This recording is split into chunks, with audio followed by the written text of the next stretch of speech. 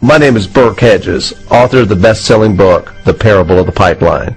I open my book with a story about Pablo and Bruno, who take two very different paths in their quest for financial independence. What you're about to see is the delightful animated story of their adventure. So, sit back, relax, and enjoy the life-changing lessons in The Parable of the Pipeline.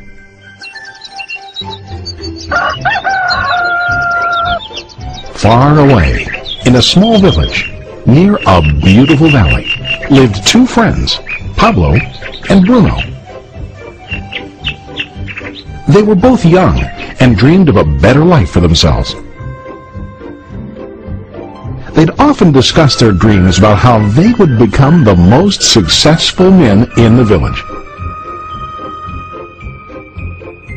They weren't afraid of hard work, and they searched for opportunities to help realize their goals and achieve their dreams. One day, an opportunity presented itself.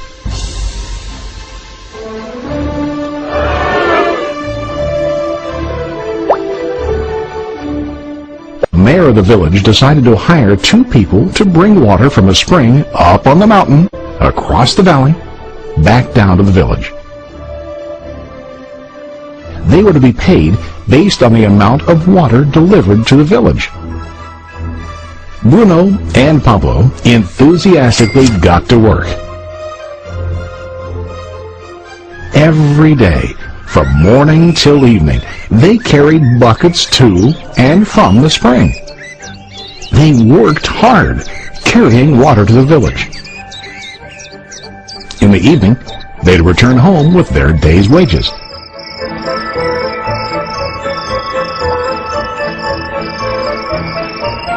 Bruno was satisfied with his work and the money he earned. He was sure that with this work he could achieve his dreams.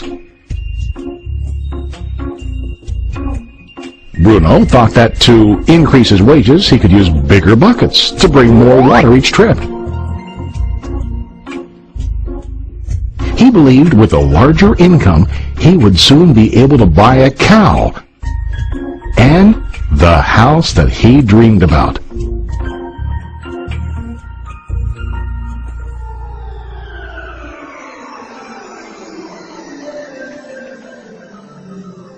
Now Pablo was not satisfied. At the end of the day, his back and hands ached, and he was exhausted. He was looking for an easier way to earn more. One day an idea occurred to Pablo.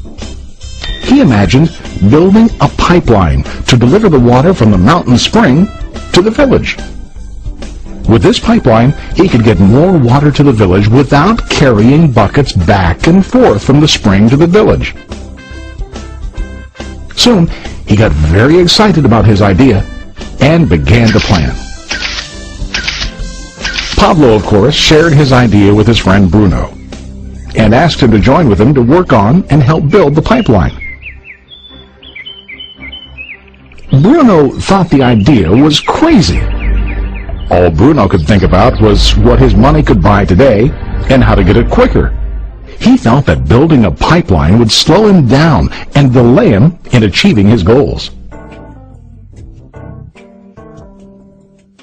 Instead, Bruno got bigger buckets and went more often back and forth, fetching water. He was sure that with this method, he could make more money. Pablo decided to build the pipeline on his own. He understood that it would not be easy to build, and it would take time to complete the pipeline. Pablo knew that it could take several years to finish, but he set his mind on his goal. Every day he worked and carried water like before. But on weekends and during his spare time, he worked hard to dig in the rocky soil and build his pipeline. In the first month, there was little to show for his work.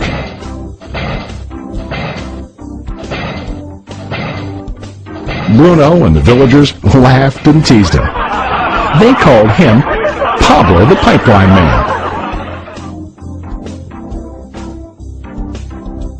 During this time, Bruno's income doubled. He already bought a cow and a bigger house. His lifestyle changed. He now spent time after work in the bar, enjoying his hard-earned wages from delivering water.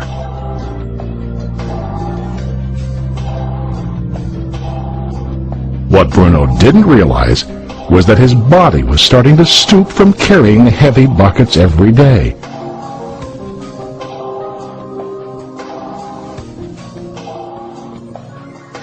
His face looked worn and his body tired.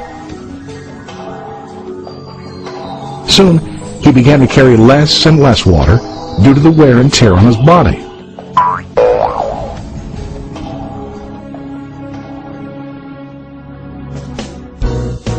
Month after month, Pablo worked. Soon a year passed, and then a second year. Finally, Pablo finished his pipeline. He now used his pipeline to deliver water to the village instead of carrying buckets. Pablo was now earning more money than ever before.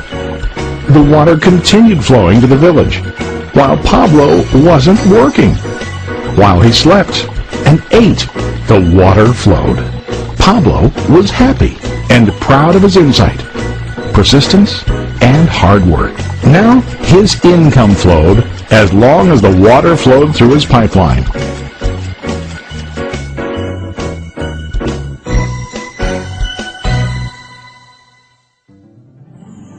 The story of Bruno and Pablo is a reflection of life. Their jobs symbolize what most people do to earn money. Bruno gets his money using buckets. He goes back and forth, carrying his buckets from the spring to the village in exchange for money. To increase his income, he either has to go more frequently to the spring or to use larger buckets. It's common in real life to increase our income by working harder. For example, working overtime or getting a second job. We also increase the size of our buckets by accepting a higher paying position, which often includes spending more time on the job. Most of us exchange time for money like Bruno. We know that every person has only 24 hours in the day and that it's not possible to use all our time to work. The most difficult time comes when we can no longer exchange time for money due to age, health, or other reasons. Then, our income stops. Now let's review what Pablo did. Very wisely, Pablo did not exchange all of his time for limited income, but he used some of his time to build a pipeline. He knew that the pipeline would bring ongoing income as long as the water flowed. An ongoing income that multiplied the time he worked each day. Pablo knew that someday, maybe because of age or health, he would no longer be able to exchange his available time for money. Pablo knew that if he could make his idea of a pipeline work, then he only has to do the hard work of building the pipeline. After the pipeline was completed, Pablo was able to monitor and maintain the flow of water to ensure that his income will continue.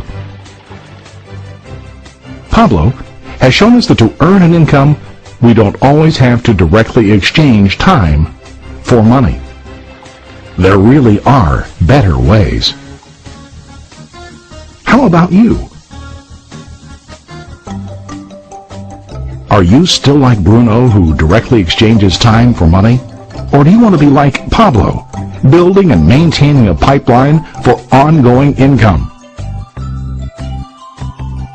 If you are interested in the idea of building your own pipeline, contact the person who lent you this presentation. You can start building your pipeline today.